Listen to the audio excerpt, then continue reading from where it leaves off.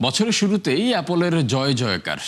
আইফোনের কল্যাণে প্রথম ৩ মাসে বেড়েছে বিক্রি, ভেঙেছে আগের সব পূর্বাভাস। তথ্য বলছে এই সময়ে প্রতিষ্ঠানটির বিক্রি ১৭% বেড়ে দাঁড়িয়েছে $১১১ বিলিয়ন, যেখানে শুধুমাত্র আইফোনের বিক্রি ৫৭ বিলিয়ন। চিপ সংকটের মাঝেও বাড়ছে ম্যাক মিনির চাহিদা। নাদিয়া ইসলাম তুলির রিপোর্টে বিস্তারিত। অভাবনীয় সাফল্যে নতুন উচ্চতায় অ্যাপল। আইফোন 17-এর কল্যাণে অর্থবছরের দ্বিতীয় প্রান্তিকে বেড়েছে বিক্রি, ভেঙেছে আগের সব পূর্বাভাস। ফলে এটিকে অ্যাপলের ইতিহাসে সবচেয়ে জনপ্রিয় পণ্য বলছেন প্রধান নির্বাহী টিম কুক। তথ্য বলছে চলতি বছরের প্রথম ৩ মাসে অ্যাপলের বিক্রি বেড়েছে ১৭%, অর্থের হিসেবে যা $১১১ বিলিয়ন। শুধুমাত্র চীনের বাজারে ২৮% বিক্রি বেড়ে দাঁড়ায় $২.৫ বিলিয়ন।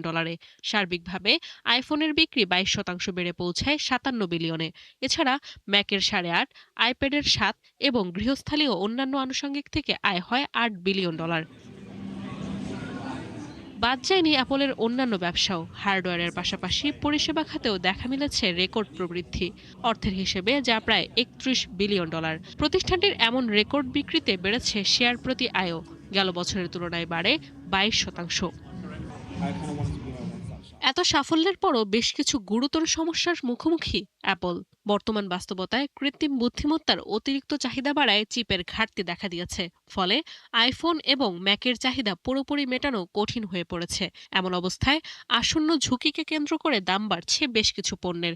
এই যেমন ম্যাক মিনির দাম ৫৯৯ থেকে বাড়িয়ে করা হয়েছে $৭৯৯। অ্যাপলের পূর্বাভাস বলছে আগামীতে মেমোরি চিপের বাড়তি ব্যয়ের কারণে কমবে ম্যাক কম্পিউটারের উৎপাদন। এত কিছুর মাঝেও জুন পর্যন্ত পণ্যটির বিক্রি বাড়বে ১৪ থেকে ১৭%। নাদিয়া ইসলাম তুলি, ৭১।